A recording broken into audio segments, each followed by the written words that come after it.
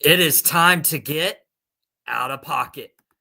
Welcome to Out of Pocket on Boom Broadcasting. I'm your host, Michael Davis, and we have breaking news to start today. In addition, we're going to talk about Ohio State's monumental victory last night as they beat the Notre Dame Fighting Irish in the national championship game, and why I believe Jerry Jones may be at fault for the Philadelphia Eagles and the Washington Commanders being in the NFC championship game. That is what is in store for you today on Out of Pocket with Michael Davis. And I had to start with Kevin O'Connell.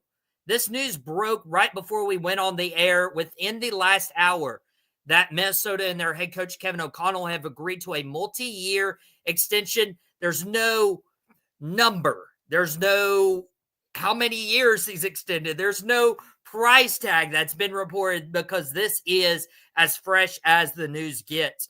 But I think this is very, very intriguing because Kevin O'Connell, he took Minnesota to new heights. And maybe this extension is enough to propel him into the Coach of the Year conversation.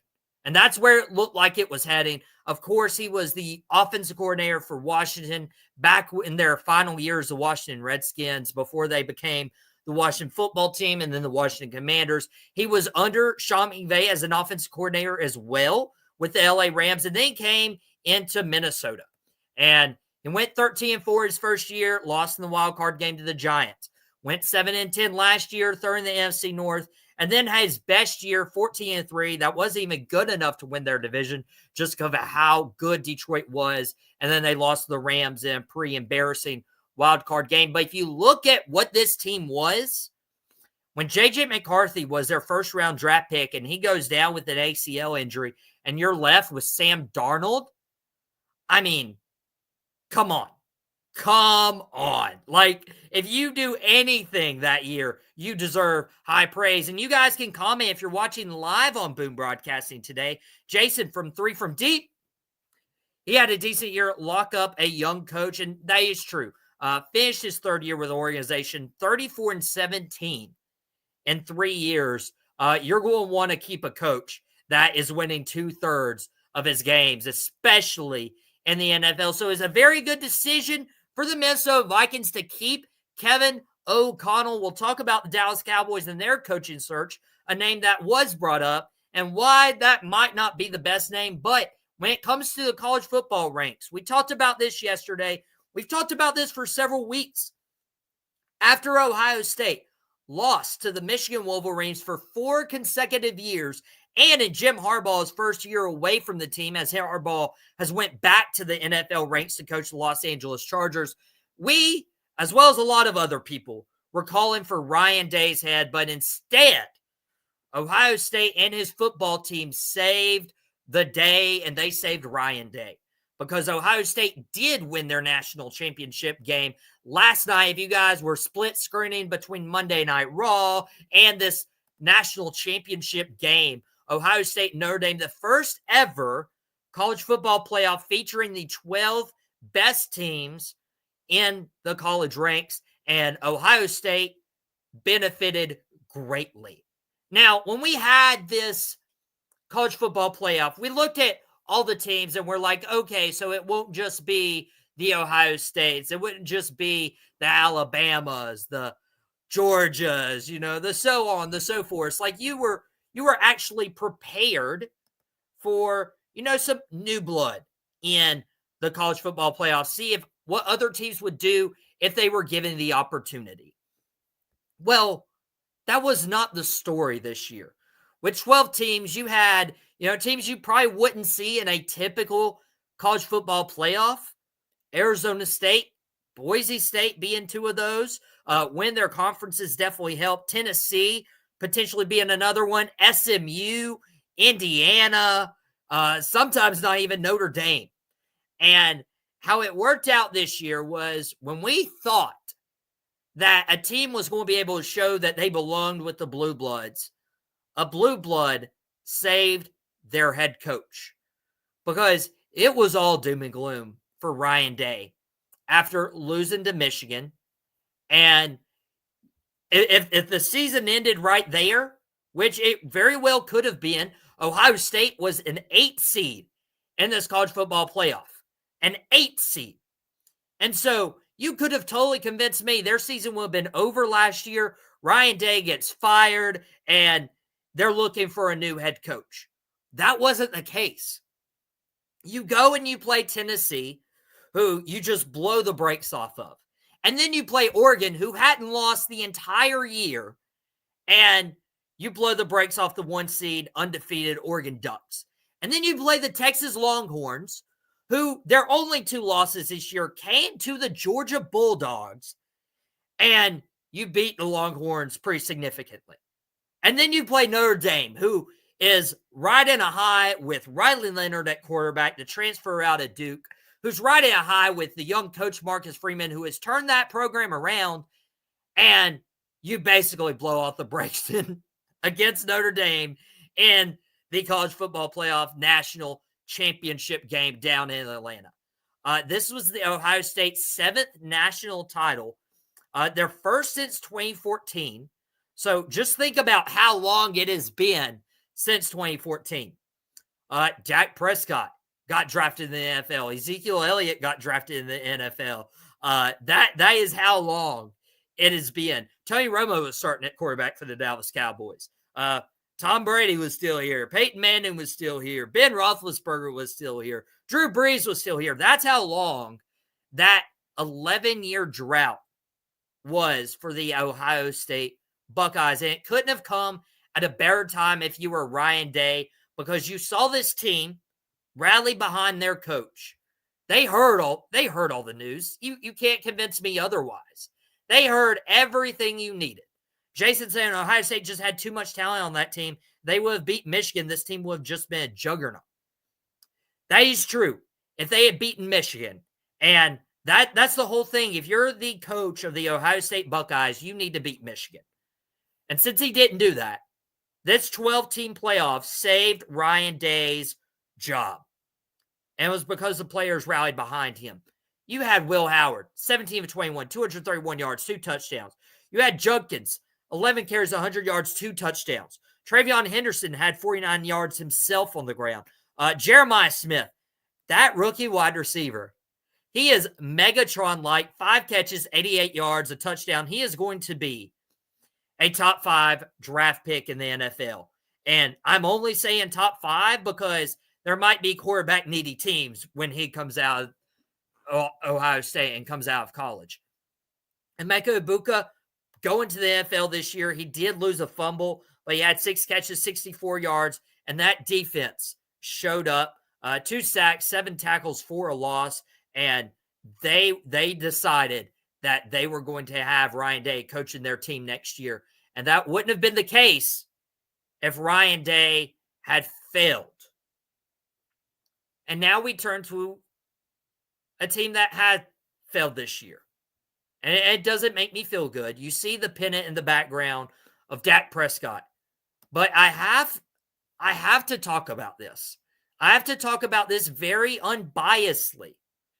So I know there's going to be a lot of people in the comments who may agree, may disagree. My dad may disagree. My dad may agree. Who knows? There were some times he surprised me on Dad and the Boys. But looking at the scenery, and you always are like, hindsight is 2020 when it comes to decisions. Cleveland, for example, thought they had their quarterback in Deshaun Watson, and that is very much not the case. You have a schedule that was just brutal for Dallas this year, along with injuries. Micah Parsons missing a month, Marcus Lawrence being out, Deron Bland being out, and once he finally came back, Trayvon Diggs is out. I mean, just one thing after another. But I look at the NFC Championship picture with the Philadelphia Eagles and the Washington Commanders, 2 NFC East rivals, but I can't help but think this might be Jerry's fault. This might be Jerry's fault. Now, the Dallas Cowboys have the longest NFC Championship drought in the NFL right now. That's the unfortunate reality if you're a Cowboys fan. Now, Washington had the second longest drought, and Unfortunately, when they made it this week, Dallas has the longest drought. But not only that, it is 29 years. And the next closest is 14 with Chicago. So all of a sudden, the Dallas Cowboys have now doubled the second longest drought in terms of appearing in an NFC championship game in history. That's the sad, unfortunate reality that Dallas is faced with. And when I was telling you that Ryan Day was going to receive criticism for how Ohio State approached the Michigan game, losing to your rival, seeing them have success, whatever, but he redeemed himself with a championship. That's how he redeemed himself. That is why he will be coaching Ohio State next year. Dallas had Jimmy Johnson on Super Bowls, and back-to-back Super Bowls, rather, fires Jimmy Johnson, brings in Barry Switzer, gets the nice little Super Bowl that Barry Switzer coached, but Jimmy Johnson built. And ever since then, it feels like Dallas has a little bit of karma their way, and particularly Jerry Jones. Now, Jason says, stop. Jerry had nothing to do with Daniels being a stud and Saquon running for 2,000. The Cowboys are who we thought they were, the third best team in the NFC East. This isn't true. So Jerry had nothing to do with Jane Daniels and his success. That's right. Jerry Jones may have had a hand to play with Saquon running for 2,000 yards. And I'm glad Jason, watching on Facebook or stream right now at 3 from Deep, his host podcast, he brought up Saquon because I want to bring this up. Dallas, in 2 years, they have wanted to conserve money. They wanted to stick with Mike McCarthy, believing he was a great coach. And I still full-heartedly believe Mike McCarthy is better than any of the candidates that are being thrown out there right now. Right now. Ben Johnson is going to Chicago. But Jerry Jones over the last 2 years has made decisions to not spend money in free agency, to wait on contract extensions, and rather than making a decision on Mike McCarthy, he just let everything else happen, and rather than being proactive, he's been reactive. Kellen Moore, they were like, okay, Kellen Moore isn't running the ball. He's costing us late leads. Let's pin that on Kellen Moore, not Mike McCarthy, and let's dismiss Kellen Moore, make Mike McCarthy the play caller. Kellen Moore goes to the Chargers, spends a year there, goes to the Eagles, where he's obviously running the ball because he has an elite running back in Saquon Barkley, and who had the second best rushing season in NFL history, would have had the first if he had that extra game and Nick Sirianni decided to sit him out. Kellen Moore is a brilliant offensive coordinator. He's actually in the running to be the head coach of the Dallas Cowboys. Whether I agree or disagree with that, he is a really good offensive coordinator. Could Mike McCarthy not have superseded Kellen Moore's decision-making at some points? Yes, he could have. As a head coach, that is your responsibility. Now, Dan Quinn. Dan Quinn turned down head coaching offers 2 years ago and decided to return. Then last year, after Dallas lost one and done in the wild card round, it was pretty obvious Dan Quinn was going to go elsewhere. And he goes to Washington. Why Jerry doesn't throw more money at him, why Jerry doesn't make the decision then, be like, hey, we can't let Dan Quinn leave. If we do get rid of McCarthy and we don't re-sign him next year, is there going to be a Dan Quinn-like figure that we could bring on as a head coach? And right now, there's not. And so you let Dan Quinn walk. You let Dan Quinn walk to the Washington Commanders, who go and get Frankie Louvu, who Dallas could have very well benefited from. Bobby Wagner, another linebacker Dallas could have benefited from. Trade for Marshawn Lattimore, another corner that Dallas could have benefited from, but they let him go get his Cowboys, Dorrance Armstrong, Dante Fowler, who both made very key contributions to the Washington Commanders this season. Okay? You let him go get Joe Witt. You let him get some of your coordinators, your coaches. You have to field position coach at that moment. And so you see Dan Quinn, you see the Commanders free agents, and his first year in Washington, turning around an abysmal organization. They are now in the NFC Championship game just a year later. Are you meaning to tell me you had Dan Quinn in the building and you were entirely sold on Mike McCarthy to give him a contract extension and you let Dan Quinn walk away? Are you kidding me? If Dan Quinn knew that coaching opportunity was going to rise, Dan Quinn would have been a Dallas Cowboys head coach. Micah Parsons loves Dan Quinn. And you're going to let Dan Quinn walk?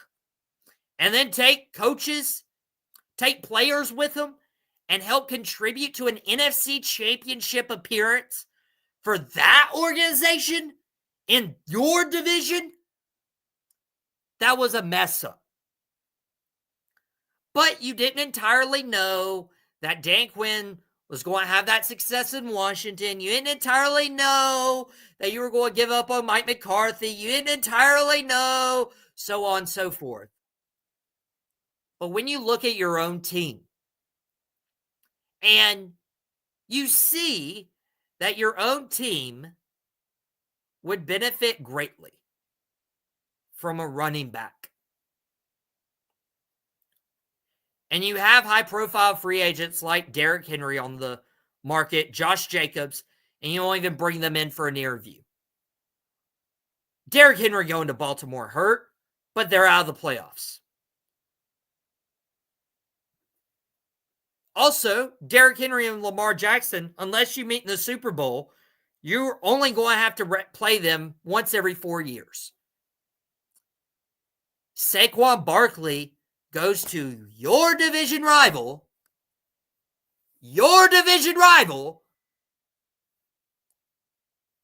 and Saquon Barkley, you have to play twice a year, and he is just so happens to be the missing piece of the Philadelphia Eagles run. And Jerry Jones, I blame you for waiting on a Dak extension, waiting on a CeeDee Lamb extension that would free up cap space to sign a playmaker like Saquon Barkley, instead just being passive, letting him walk to the opposition. And now you have to sit back and watch Saquon Barkley and the Philadelphia Eagles and Dan Quinn and the Washington Commanders with an opportunity for either of those teams to go to the Super Bowl, while you didn't stand a chance. The fact that we could have had these people on our 2024 roster or coaching staff, and you failed to do so because you always wait, you're always passive, you're always reactive. That's not how you win in the NFL anymore. It's not. Washington was very proactive with their rebuild. Get your coach, get your quarterback, retool the defense with free agent signings, and go make a run. Philadelphia, very aggressive front office. Go trade for A.J. Brown. Go up and draft Devontae Smith. Go out and sign Saquon Barkley. And they are doing this with a top 10 quarterback in terms of pay, because Jalen Hurts is like the 10th best, highest paid quarterback in the NFL.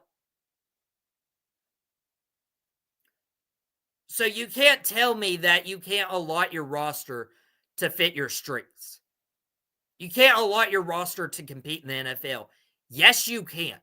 And for somebody who prides himself on being financially savvy, Jerry, you have let Cowboys Nation down because of your inability to go out and sign free agents who can immediately help a championship contender, and instead relying on draft picks to replace them.